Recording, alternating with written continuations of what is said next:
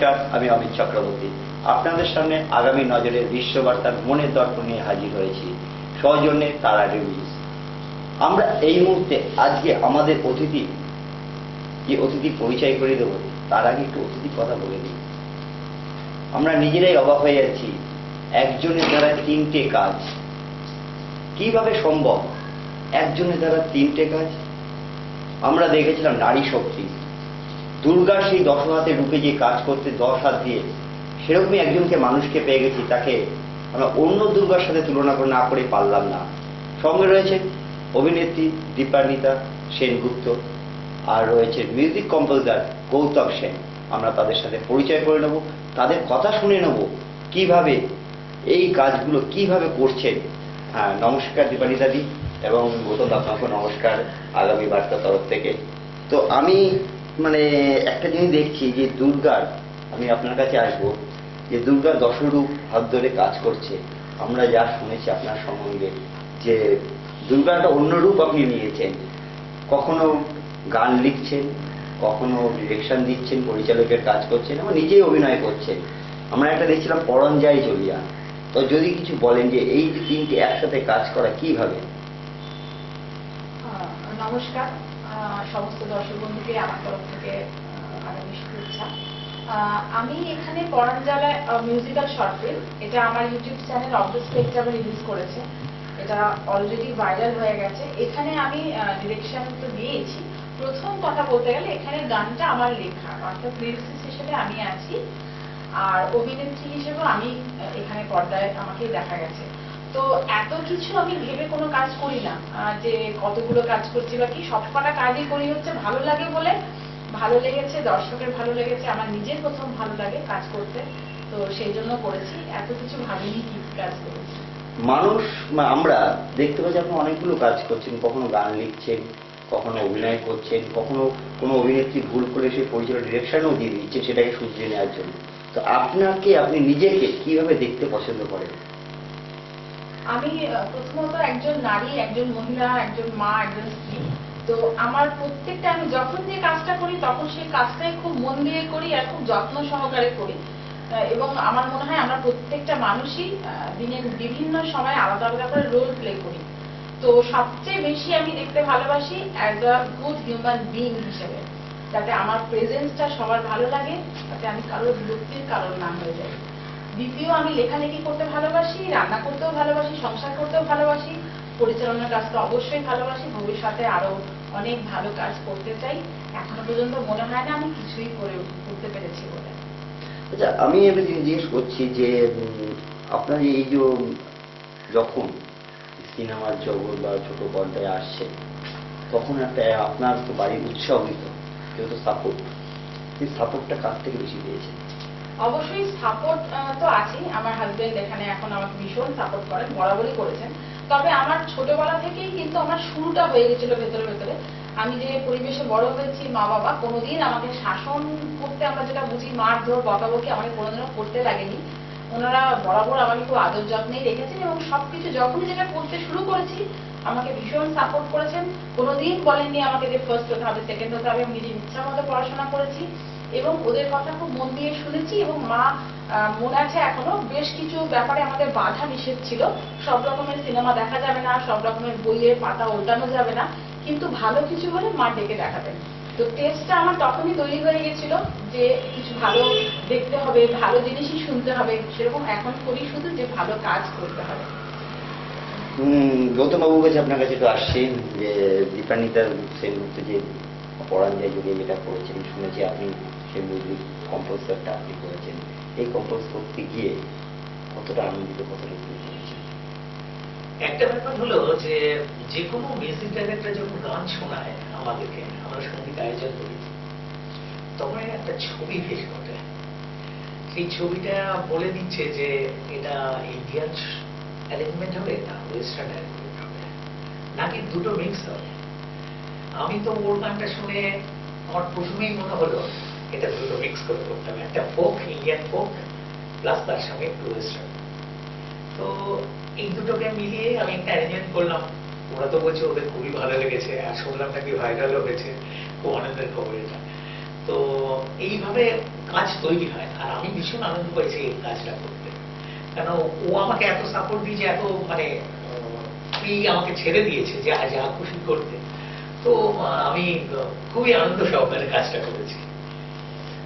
আরেকটা কোশ্চেনে আসি আপনার কাছে, যে এই কাজগুলো করতে গিয়ে কিছু সময় ঘটনা ঘটে, যে স্মৃতি হয়ে থাকে, স্মৃতিচারণগুলো যদি কিছু বলেন আমার দর্শকের সাথে যদি শেয়ার করে এই স্মৃতিচারণগুলো। তাহলে তো একটু পুরোনো জায়গায় যেতে হয়, একটু মহান একজন ডাইরেক্টরের কথায় যেতে হয় যার সঙ্গে আমি কাজ করেছি, সত্যজিৎ রায়। তো সত্যজিৎ রায়ের একটা রেকর্ডিং হচ্ছে, মানে সব মানুষ সত্যজিৎ তো মানে একটা অস্বাভাবিক লোক, মানে সমস্ত কিছু জানা তার মধ্যে।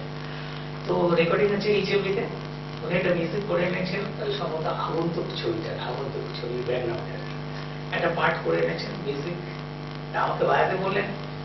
আমি যখন বাজাচ্ছি তখন উনি ওই কন্ট্রোল রুম থেকে বাইরে আমাদের ফ্লোরে বেরিয়ে এসে বললেন, শোনো তুমি এটা ডাবলে দুবার বাজাতে পারবে, তার মানে স্পিডটা খুব কমে গেছে আর কি। উনি যে মানে এটা টেম্পোটা করেছিলেন, সেই টেম্পোটা স্পিডটা কমে গেছে, এটা খুব স্লো লাগছে শুনতে মিউজিকটা। আমি চেষ্টা করছি, উনি চলে গেলেন এবং আমি বাজালাম ওটা দুবার, একটু টাফ ছিল, এনিওয়ে আমি বাজিয়েছি, বাজাতে পেরেছি। তো উনি কিন্তু ওখান থেকে বেরিয়ে এসে আমাকে বললেন, খুব ভালো হয়েছে ভাই, এই সেই গম্ভীর কথায়। তো এরকম স্মৃতি আছে, অনেক স্মৃতি, চল্লিশ চৌধুরীর সঙ্গে অনেক স্মৃতি আছে, তো বলে শেষ করা যাবে না। বুঝতেই পারছেন আমরা কার সাথে কার কোন অতিথি নিয়ে বসে সত্যজিৎ রায়ের আমলে যে মিউজিক কম্পোজার করেছেন। আমি আর একটা দ্বিতীয় প্রশ্ন দীপানিতে দেখে নিয়ে, এরকম দেখেছেন যে একটি মহিলা 10 হাত রূপে কাজ করছে, মানে মা দুর্গার মতন কাজ করছে, যেখানে অভিনয় ভুল হচ্ছে অভিনয় ডিরেকশন দিচ্ছেন, যেখানে গানের লাইন গানগুলো লিখছেন, কখনো ওর নিজে পরিচালকের ইয়ে কাজ করছে। এই যে সমস্ত সম্ভাবনা নিয়ে একটি মেয়ে, যে ওরাকে আমরা বলতাম নাকি মেয়েরা পিছিয়ে আছে, এটা কি আপনার ধারণা দীপানিতা দিকে পিছিয়ে আছে? না, আজকাল কোনো মেয়ে পিছিয়ে নেই, আজকাল সব মেয়ে এগিয়ে গেছে। আর দীপানিতা তো মানে কি বলবো, ও তো অনেক গুণ, প্রচুর গুণ, মানে একাধারে গান লিখতে পারে, অভিনয় করতে পারে, ছবির ডাইরেকশন দিতে পারে, আর অনেক আরো কত কি করে আমি সেটা হয়তো সবটা জানি না। রান্নাও করতে পারে খুব ভালো মতো, যদিও খাইনি একদিন রান্না, একদিন খেতে যাবো। আমরা সবাই যাবো, আমরা সবাই সবাই যাবো। কিন্তু সত্যি এটা তো অনেক দুর্গার মধ্যে আছে, মানে আমাদের মেয়েদের মধ্যে আছে অনেকে, কিন্তু আমরা বের করতে পারছি না তাদেরকে সামনে আনতে পারছি না। আমি চাই সব মেয়েটা সামনে আসুক, যাদের যাদের যাদের যা গুণ আছে তারা সেই গুণ নিয়ে সামনে আসুক, এবং আপনারা সাহায্য করুন তাদেরকে দেখাতে আপনাদের মাধ্যমে। একদমই একদমই। আমি পরের কাছে দীপানিতা দির কাছে যাবো। দীপানিতা দি, জাতীয় আন্তর্জাতিক স্তরে যখন আপনি একাধিক পুরস্কার পাচ্ছেন, একটা পুরস্কার যখন অ্যানাউন্স হচ্ছে যে আপনি জাতীয় আন্তর্জাতিক পুরস্কার পাচ্ছেন, তখন মনের ভিতরে কেমন লাগছিল? হ্যাঁ, এই যে অ্যাওয়ার্ড পাওয়ার যে জার্নিটা, এই জার্নিটা খুবই কঠিন ছিল। কারণ আমার ছোটবেলা কেটেছে দুর্গাপুরে, এবং আমার ফিল্মের যখন প্রথম আমি কাজ করতে শুরু করি তখন আমি একদমই অ্যামেচার কিছু মানুষকে নিয়ে কাজ করতে শুরু করি। এই কারণে, কারণ যেহেতু আমার তখন ফিল্মের জগতে তো পায়ের তলায় মাটি ছিল না, তো তখন আমার সাথে বড়রা কেন কেউ কাজ করতে আসবে, বড় ডিওপি কেন আসবে, বড় এডিটর কেন আসবে, তো আমাকে খুব অ্যামেচার দিয়ে কাজ করাতে হয়েছে। সেখানে আমি 3 মাস 4 মাস এক একজন কাস্টের পিছনে আমার মানে সংসার সমস্ত ভুলে গিয়ে তার পিছনে তাকে তৈরি করাতেই মেতে থাকতাম। এবং সেই ফিল্মগুলো যখন পরবর্তীকালে মানে আমার প্রথম যেটা ফিল্ম, যেটা 2020 জানুয়ারি সালে যেটা ইয়ে হয়েছিল, জানুয়ারি মাসে, সেটা আপনার 9টা অ্যাওয়ার্ড পায়। তো সেগুলো যখন আমি অ্যাওয়ার্ড গুলো এক একবার পেয়েছি, এবং ইভেন আমি দাদা সাহেব ফালকে শর্ট ফিল্ম পুরস্কারও আমি সিলেকশন পেয়েছিলাম 3টে ছবিতে। তো সে একটা মানে অদ্ভুত একটা ফিলিংস, এটা বলতে পারি। তবে সেই পুরস্কারগুলো আমি জানি না পুরস্কার পাবো বলে কোনোদিনও কিন্তু কাজ করিনি। কাজ করতে ভালোবাসি, আমার মনে হয়েছে এই যে রিলেশনটার উপরে আমি কাজ করছি বা ছবি বানাচ্ছি বা আমার স্ক্রিপ্ট তো আমার নিজেরই লেখা থাকে, সেটা লোকের জানা খুব দরকার। তো তারপর যখন পুরস্কার পেয়েছি, সেই পুরস্কারগুলো পরবর্তীকালে আমাকে বড় মানুষদের নিয়ে কাজ করতে সাহায্য করেছে। কারণ আমরা খুব অ্যাওয়ার্ড এবং খুব রেজাল্টে বিশ্বাস করি, তো আমরা ভাবি যে রেজাল্ট যে ভালো করলো, যে ফার্স্ট সেকেন্ড থার্ড হলো, তার গায়ে এবার একটা মোহর পড়লো, কিন্তু একদমই আদতেই সেটা নয়। অনেক ভালো ভালো গুণী মানুষও আছেন যারা হয়তো সারা জীবনটা বাড়িতেই কাটিয়ে দিচ্ছেন। এই যে বলছেন পুরস্কার পাওয়াটা, সবথেকে বড় পুরস্কার তো আপনি পেয়ে গেছেন মানুষের কাছ থেকে। যে আপনার পরঞ্জায়ী ছবিটা অনেক ভিউয়ার্স হয়েছে, অনেকে দেখেছে এবং ভাইরাল হয়ে গেছে, এইটাই তো বড় তৃপ্তি, এটাই তো বড় পাওনা নাকি? নিশ্চয়ই নিশ্চয়ই। কারণ ধরুন যে কোনো বড় অ্যাওয়ার্ড বা পুরস্কার বা সার্টিফিকেট বা মেডেলের থেকে আমার মনে হয় জনগণ যদি কোনো কাজকে ভালোভাবে নেয় এবং ভালো বলে, এর থেকে বড় পাওনা যারা আমরা ক্যামেরার ওই পারে থাকি তাদের কাছে তার থেকে সে কিছু হতে পারে না। আর আমি আরেকটা কথা বলবো, আমার এই ছবির মিউজিক্যাল শর্ট ফিল্ম এত বেশি জনপ্রিয় হওয়ার আরেকটি যেটি কারণ, সেই মানুষটি আমার পাশে বসে আছে। উনি শুধু সঙ্গীত আয়োজক হিসেবে বলবো না, উনি এমন ভাবে আমাকে সাপোর্ট করেছেন প্রথম দিন থেকে। আমি ওনাদের কাছে, ওনাদের মানুষের কাছে আমি একদম ছোট্ট শিশির কণার মতো বলে নিজেকে মনে করি, কিন্তু উনি সেটা একদম বুঝতে দেননি। মানে স্নেহের হাত বরাবর আমার মাথার উপরে ছিল, তো আমি ওনার উপরে এখনো চির কৃতজ্ঞ থাকবো। আপনার কাছে আরেকবার আসছি আমি, নিজে বললো যে দীপাঞ্জলি চিরকৃতজ্ঞ, আপনি এতটা সাপোর্টে মানে ওনাকে প্রত্যেকে সাপোর্ট করছেন, তো এটাকে কতটা উপলব্ধি করছেন? না, যে কোনো কাজ যে কেউ আসুক না কেন আমার কাছে, মানে আমরা হয়তো একটু বেশি পুরোনো লোক বলে আমরা এখনো হয়তো এটা করি যে যে কেউ আসুক না কেন তাকে সবসময় এন্থু দেওয়া, সে কাজটাকে একদম ওপরে নিয়ে যাওয়া যতটা সম্ভব আমার পক্ষে। তো আমরা চেষ্টা করি, সবসময় আমরা চেষ্টা করি সেটাকে এগিয়ে নিয়ে যাওয়ার। এটা মানে শুধু দীপাঞ্জলির সঙ্গে করবো, অন্য সঙ্গে করবো না এটা নয়, সবার সঙ্গেই করি। আপনার মতো মানুষকে দীপান্বিতা দিয়ে পেয়েছে, আপনিও দীপান্বিতা দিয়ে পেয়েছে, আমরা দুজনে মানে দুটো গুণী মানুষ কিন্তু একটা জায়গায় এসে কিন্তু বড় একটা জায়গায় বাস করছে, সেটা ওইটা কি বলবেন? না, এটা তো একটা যোগাযোগ, ভগবানের ইচ্ছে একটা যোগাযোগ হয়ে গেছে, আমার কথা না হয়তো হয়ে গেছে, কিন্তু এইভাবে তো কাজ হয়, যোগাযোগ হয়ে যায়, তারপরে এটা সৃষ্টি হয়, একটা ড্রিম হয়, একটা হয় সবাই মিলে একটা কাজ করা। আমাদের মিউজিকটাকে একটা আমার এখানে পরঞ্জারায় যে মিউজিক্যাল শর্ট ফিল্ম, এতে গান যখন সৃষ্টি হয়, তো এর 50% দায়িত্ব যিনি ছিলেন তার নাম হচ্ছে পণ্ডিত মল্লার ঘোষ। উনি শ্রদ্ধেয় প্রয়াত জ্ঞানপ্রকাশ ঘোষের যোগ্যপুত্র।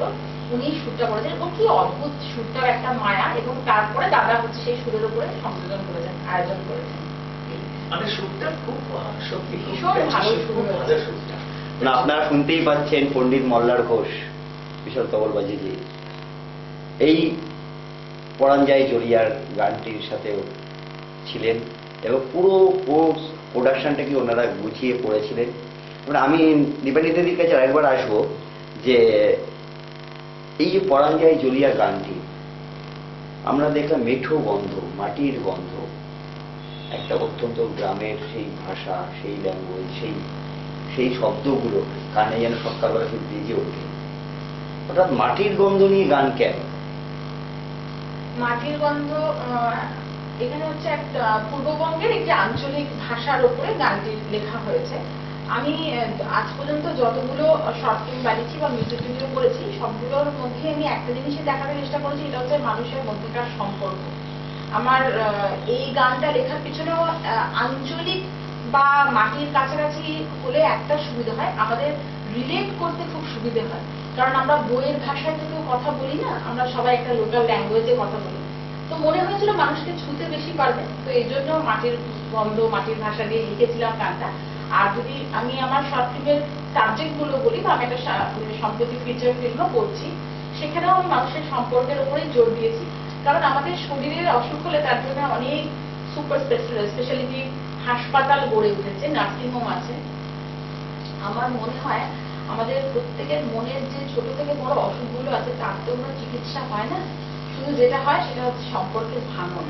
তো আমার মনে হয় যদি আমার ছোটগুলো দেখে কোথাও কারোর কোনো উপকার হয় সম্পর্কতে, তো সেই জন্য আমি সম্পর্ক নিয়েই কাজ করি এবং আমার ছবিগুলো সম্পর্কের উপরেই হয়। হ্যাঁ, একদমই ঠিক বলছে, সম্পর্কের উপরে। পরাঞ্জয় জড়িয়া প্রথমেই কিন্তু একটা শখ আছে, একদম শুরুতেই শখ, যে বিয়ে হচ্ছে তখন 28 সময় তার বর যখন বিয়ে করতে আসছেন, গাড়িতে কোনো অ্যাক্সিডেন্ট হয় একটা, তারপর মেয়েটি যখন শুনতে পায় তার বরের অ্যাক্সিডেন্ট হয়, তখন এইটা কেন, এই শখ দিয়ে শুরুটা কেন? অ্যাকচুয়ালি ওটা একটা স্যাড সং, তো শখ দিয়ে শুরু। আমরা যারা একটা শব্দ আছে ডিপ্রেশন, যেটা এখনকার পৃথিবীতে খুব চালু একটা শব্দ, এবং এই নানা রকম মেডিটেশনের দিয়ে উপায় একে ওভারকাম করার, নানা রকম চিকিৎসালয়, নানা রকম মেডিসিন সেন্টার গড়ে উঠেছে। তো এখানে শখটা আমি এটাই বোঝাতে চেয়েছি, এখানে প্রত্যেকের জীবনেই কিন্তু এরকম ধরনের আঘাত থাকে, কিন্তু আঘাতগুলোকে আমাদেরকে কাটিয়ে উঠতে হবে এবং ভালো থাকতে হবে। তো ভালো থাকার উপায় যেরকম আছে, তো সেখান থেকে আমাদের কিন্তু কি করে আমরা সুখী হব এবং আমরা এই ডিপ্রেশন থেকে বেরোতে পারবো, এরকম একটা জিনিস দেখানো হয়েছে বলেই এই দুঃখটাকে এখানে শুরুটা করেছিলাম। আচ্ছা, পরাঞ্জয় জুলিয়ার এই কথার সুর কেন ভাবলেন? এটা আমি তো বললাম যে এটা একটা আমার একটা স্যাড সং এর উপরেই ভিডিওটা করা হয়েছে। তো এটা ভাবলাম বলতে, দেখুন, আনন্দের গান, প্রেমের গান তো অনেকেই লেখেন, বা প্রকৃতি নিয়েও গানও অনেকে লেখেন। তো আমার মনে হয় যে ব্যথা একটা এমন জিনিস, এটা বোধহয় সবার মনেই এর মাত্রাটা সমান। ব্যথা হলে আমরা একটা কমন রিয়াকশন প্রত্যেকে দিই, চোখে জল আসে, আমরা হাত দুটো নিয়ে একটু এরকম কাছাকাছি আনি, একটু একা খুঁজি। তো আমার ওটাই মনে হচ্ছে, আনন্দ তো নানা রকম করে আমরা প্রকাশ করি, কেউ সিনেমা দেখি, কেউ ড্রিঙ্ক করি, কেউ স্মোক করি, কেউ হাসি, কেউ বন্ধুদের সঙ্গে নিয়ে থাকি, কিন্তু দুঃখ হলে আমরা সবাই কিন্তু একটা জিনিসই করি, সেটা আমরা একা কিন্তু খুঁজি এবং কাঁদি। তো আমার মনে হচ্ছিল সবাইকে বোধহয় জমা করার এই একটা জায়গা, একটা স্যাড সং। তো সেটা আজকে আমি সাকসেস, সবাই এক জায়গায় জমা হয়েছে এবং তার জন্য আপনারা, আমি এক জায়গায় এসেছি। আচ্ছা, আমি শুনেছি, মানে আমারও এক প্রিয় শিল্পী, সঙ্গীত শিল্পী বৈমন্তী শিল্পীরা, তো তার সাথেও আপনি কাজ করেছেন। হ্যাঁ, তো কেমন লেগেছে বৈমন্তীর সাথে কাজ করতে? কতটা স্বাধীনতা, কতটা ইয়ে পেয়েছেন? দিদি তো কি বলবো, দিদি সবসময় একটা সবাই ছেড়ে দেন, যতটা মানে ফ্রি কাজ করতে পারে, অ্যারেঞ্জার হোক, মিউজিশিয়ান হোক। দিদি নিজে একজন অত বড় যোগী শিল্পী, তো উনি বোঝেন যে যারা মিউজিশিয়ান বাজাচ্ছে, যারা অ্যারেঞ্জার আছে, তাদেরও এটা নেওয়া উচিত, তাদের বোনটা নেওয়া উচিত। তো উনি ছেড়ে দিতেন, ওদের ভীষণ আনন্দ হতো। আমি শুধু হিমন্ত শুক্লের কথা বলবো না, আমি মাতাদের সঙ্গে কাজ করেছি। নাম তো নেমে কি কতজনের নাম বলবো, ওপেন হাজারিকা সবার সঙ্গে কাজ করেছি, কিন্তু বিশাল পাওয়া। হ্যাঁ, কিন্তু ওনারও সবসময় কিন্তু মিউজিশিয়ানদের মানে প্রায়োরিটি দিয়েছেন, মানে মিউজিশিয়ানদের কাছ থেকে বের করে নিতে চেয়েছেন কি কি পাওয়া যায়। আচ্ছা, একটা জিনিস বলি, দুজনকে জিজ্ঞেস করতে পারে, আমাকে বলুন, এই যে প্যান্ডেমিকের সময় আমাদের করোনাগত 1-1.5 বছর পুরোটাই স্তব্ধ হয়েছিল গোটা ভারতবর্ষ, তো তারপরে আস্তে আস্তে আস্তে সব খুলতে শুরু করলো, কিন্তু সিনেমা হলগুলো বন্ধ হয়ে গেছে। আমরা চোখের সামনে দেখলাম সিনেমা হলের মালিক আত্মহত্যা করতে পারবে, মারাও গেছে, কারণ তাদের সিনেমা হল চলছিল না। তো আপনার ওই জায়গাটা থেকে সিনেমা হল, বড় পর্দা আর হচ্ছে ছোট পর্দা, কেন সোশ্যাল মিডিয়া, এই দুটোকে বাঁচলে, দুটোকে ডিভাইশন হলো? দেখুন, করোনার সময় তো আমাদের আর কোনো উপায় ছিল না, আমাদেরকে রুলস রেগুলেশন মেনে চলতেই হবে। সিনেমা হল যাওয়াটা একদম বন্ধ করা ছিল, এখনো খুব রেস্ট্রিকশন সেখানে আছে। তবে বলবো, যেহেতু আধুনিক যুগে আমরা এসেছি, গ্লোবালাইজেশনের যুগে, তো এখানে অনলাইন প্ল্যাটফর্মগুলো এত বেশি অ্যাক্টিভ এবং এত ছোট ছোট মানুষ কাজ করার সুযোগ পাচ্ছে, এবং আমাদের সবার হাতে কিন্তু ছোট বড় সবার হাতে মোবাইল আছে। তো সেই অ্যাকচুয়ালি এই সমস্ত যে দিক সমাজে এন্টারটেনমেন্ট, সেটা তো শুধুই মনোরঞ্জন, মন ভালো রাখার একটা মাধ্যম। তো সেখানে কিন্তু সিনেমা হল বন্ধ হওয়া সত্ত্বেও, করোনাকালেও কিন্তু অনলাইন প্ল্যাটফর্মগুলো ছিল বলে আমরা অনেকটাই ভালো থেকেছি মনে মনে। তো এবার পরবর্তীকালে যত করোনার প্রকোপটা কমবে, আস্তে আস্তে নিশ্চয়ই সমাজ পরিস্থিতি সবই নর্মাল হয়ে যাবে। তার মানে আমরা বলতে চাইছি, তাহলে এর কিছু আর বাদে কিন্তু আমার সোশ্যাল মিডিয়ার একটা যুগ চলে আসছে। পরের কোশ্চেনে যাচ্ছি, যেটা হচ্ছে, আপনি এই সমস্ত কাজ করার জন্য, অনেকে আছে ওর গ্রামের মেয়েরা আসতে ভয় পায়, যদি আমাদের দর্শকদের বলেন যে ভয় বা কিছু নেই বা কিছু, এটা বিষয়ে যদি বলেন, মানে মেয়েরা আসতে চায়, আর ইচ্ছা থাকলেও মেয়েরা পড়তে ইচ্ছা চাকলেও আসতে পারে না, এটা যদি বলেন না। নতুনদের বা নিউ কামারদের জন্য আমি যেটা বলবো, সবাই প্রত্যেকে হচ্ছে আগে নিজের মনের কথা শোনো, যে কি করতে তুমি চাও। আমার পাশের বাড়ির মেয়ে সে অ্যাক্টিং করছে বা সে মডেলিং করছে, সে ফেসবুকে দুটো ফটো দিচ্ছে সুন্দর পোশাক পরে, ক্যাটওয়াক করছে, তাই আমাকে করতে হবে সেটা নয়। আমি মনের থেকে কোনটা করলে হ্যাপি থাকি, আমি কোন কাজটা ভালোবেসে করতে পারি, যদি এরকম মনে হয় যে এই জগৎটা ভালো লাগে, কাজ করতে পারো, কাজ করতে চাও, তাহলে বলবো, প্রথমেই বলবো যে কিছু শেখো।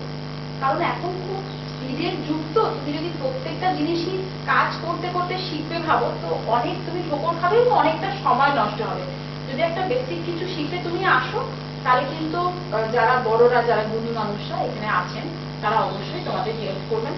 আর কোনো কাজেই কিন্তু লজ্জা বলে কিছু হয় না। কাজ হচ্ছে, প্রত্যেকটা কাজের আলাদা আলাদা মূল্য আছে। বিশেষ করে মেয়েদের বলবো যে সবসময় চেষ্টা করো কিছু আর্ন করতে, যেটা আমাদের মধ্যবিত্ত মেয়েরা সবসময় ভাবে যখন সে বিপদে পড়বে কোনো একটা কারণে, সামাজিক কারণে, বাবার কাছে বা স্বামীর কাছে, তখন কিন্তু সে ঝেড়ে পুড়ে বেরোবে হচ্ছে রোজগার করতে। যা পাবো দিদি তাই কাজ দিন। আমি ঘটনাচক্রে 3টি ব্যবসায়িক প্রতিষ্ঠানের মালিক। আমার 3টি জামা কাপড়ের, 2টি জামা কাপড়ের আর একটি হচ্ছে আয়ুর্বেদিক বিউটি ক্লিনিক আছে। তো আমি সেখানে আমার সমস্ত স্টাফরা হচ্ছে মেয়ে, আমি মূলত মেয়েদেরই রাখি। হয়তো ছেলেদের নিলে আমার অনেক কাজের সুবিধা হবে, তারা বাইরে ঘোরাঘুরি করতে পারবে, বাইরেটাও সামলাতে পারবে, স্টোর সামলাতে পারবে, কিন্তু আমার মনে হয় যে আমার হাত ধরে আমার মতো হয়ে উঠুক অনেক মেয়ে। আমি সবসময় এটা চাই। নেক্সট পরবর্তী পর্যায়ে তো একটা ভাইরালের মুখ হয়ে গেছে, নেক্সট পরবর্তী হচ্ছে, আমি তো এই পুজোয় আমার লেখা 5টি গান রিলিজ হয়েছে। তার মধ্যে এই একটি এখনো পর্যন্ত রিলিজ হয়েছে ভিডিও ফর্মে, যেটা আমার গাওয়া। আরো 3টি গান গেয়েছেন আমাদের দুর্গাপুরের জনপ্রিয় শিল্পী সোমনাথ অধিকারী। আরেকটি গান গেয়েছে রূপঙ্কর বাগচি, আমাদের সবার প্রিয় শিল্পী। তো আমার এই নভেম্বরের 25 তারিখে আমারই YouTube channel of the spectrum, আপনারা সবাই চ্যানেলটার সঙ্গে থাকবেন, লাইক সাপোর্ট করবেন। তো সেখান থেকে রিলিজ হচ্ছে আরেকটি short film, musical short film, সেটার নাম হচ্ছে মনোহরণী। তারও সঙ্গীত আয়োজক হচ্ছে গৌতম দা। সেটিও একটি ভীষণ সুন্দর গান, এবং সেই গানটা অনেকটা আমাদের স্বর্ণযুগের কথা মনে করিয়ে দেয়। গানটির কথা এবং সুর এবং সংযোজন অনেকটা আমাদেরকে মান্নাবাবু, হেমন্তবাবু ছোঁয়া দেবে, এটুকু বলতে পারি। তো সেটা আপনারা সবাই দেখুন, এবং তার পরবর্তীকালে আমার একটি ফিচার ফিল্মও আসছে। এরকম পরপর কাজ তো চলতেই থাকে, আমি কখনো থেমে থাকি না। ভুল ঠিক বলে কিছু হয় না, কাজের কখনো ভুল ঠিক হয় না। তো কাজ কন্টিনিউয়াস করে যেতে হবে, এবং তার ফলে শুনলেন অভিনেত্রী দীপান্বিতা সেনগুপ্ত এবং মিউজিক কম্পোজার গৌতম সোমের কাছ থেকে। তো মানে মারাত্মক ভাবে এনারা যে কাজের সাথে কাজ করেন, এটা শুনছি আমার গায়ে যেন শিরল দিয়ে উঠছে। তো আরেকটু কাজে কথা শুনে নেবো দীপান্বিতা দিদির কাছ থেকে। দীপান্বিতা দি, মানুষ বা মেয়েরা বা ছেলেরা চায় অনেকে ডাক্তার, কবি, ইঞ্জিনিয়ার, তো অন্য কোনো সাবজেক্ট বা অন্য কোনো বিষয় যেতে। আপনি এই বিষয়ে, এই সিনেমার জগতে বা এই রাইটার কেন? দেখুন, আমরা তো সবাই, প্রত্যেকটা বাড়ির মানুষই ছোটবেলা থেকে টিভি দেখি বা সিনেমা দেখতে যাই। তো আমার সবসময় এরকম একটা বাকিদের থেকে একটু আলাদা কিছু করার কথা সবসময় মাথায় এসে। যখন ছোটবেলায় সবাই বাবা মার হাত ধরে পুজোর জামা কাপড় কিনতে যেত, সে বছর পুজোর কি ফ্যাশন, কি ফিল্ম উঠেছে আমাদের ছোটবেলায়, তো তখন আমি কি করতাম, আমি ছিট কাপড়, মাকে বলতাম আমার ছিট কাপড় কিনে এনে তুমি আমার জামা বানাও, সেই জামাতে আমি হাতে করে সেলাই করবো বা ছবি করে কিছু একটা বানাবো। তো আমি সবসময় ট্রেন্ডের থেকে উল্টো দিকে বরাবর গেছি। তো তাই বোধহয়, এবং লেখালেখি আমি ছোটবেলা থেকেই করেছি। আর যেটা বলছিলাম প্রথম থেকে, যে ছোটবেলা থেকে আমার মা আমার মধ্যে একটা সুন্দর টেস্ট তৈরি করে দিয়েছে। তো তার ফলে পরবর্তীকালে দেখলাম যে আমার অনেক, আপনি প্রতিবাদী চরিত্র, তো আমার অনেক কিছু, অনেক জায়গায় প্রতিবাদ করার আছে সমাজে। অনেক দুজন বৃদ্ধর মধ্যেও যখন কথা হচ্ছে, একজন আরেকজনকে কোন ঠাসা করে চলেছে, তার একটু সে একটু বৃত্তশালী বলে, তো সেখানটাতে আমার প্রবলেম লাগতো। অটোওয়ালা, টোটোওয়ালা, তারা তাদের অনেকের হাতে, অনেক বড় মানুষের হাতে হয়তো হ্যারাস হচ্ছে। তো এরকম করে আমি যদি কেউ না থাকি, আমার প্রায় একটা যদি প্ল্যাটফর্ম না থাকে, তখন যেখানে সেখানে চিৎকার করলে তো আমার কথা কেউ শুনবে না। আমি যদি এটা গল্পের মাধ্যমে যেটা ছবি করে দেখাই, তো সেটা একসঙ্গে অনেকগুলো মানুষ দেখবে। দর্শকদের উদ্দেশ্যে যদি আপনারা একটা অনুরোধ করা যায়, বলে এক লাইন দিয়ে যাচ্ছেন। হ্যাঁ, আমি গানটা গাইছি। পরাণ জ্বালায় কেমনে পুরিস বলাই বলাই ভাব, পরাণ জ্বালায় কেমনে পুরিস বলাই বলাই ভাব, আজ পূর্বি কাল পূর্বি ফিরিস খুশিটা, পরাণ জ্বালায় এ পরাণ জ্বালায়। বাংলা সিনেমা দেখতে গেলে অনেক ভালো ভালো নতুন কাজ হচ্ছে, যেরকম কনসেপ্ট বেস কোনো কাজ হতো না আগে, শুধুমাত্র বোম্বে ডিপেন্ডেন্ট হতো। এখানে শুধুমাত্রই কমার্শিয়াল কাজে বেশি হতো, বেশি স্বীকৃতি পেত। তো এখন কিন্তু অনেক নতুন চিত্র পরিচালকরা আসছেন, যারা অনেক কনসেপ্ট বেস কাজ করছেন এবং খুব ভালো ভালো গুণমানের সিনেমা, খুব ভালো কাজ করছেন। ধন্যবাদ। ধন্যবাদ আপনাদের দুজনকেই। আর আমরা শেষ করছি এই পর্ব। দেখতে থাকুন আগামী নজরের বিশ্ববার্তা, মনের দর্পণ। নমস্কার।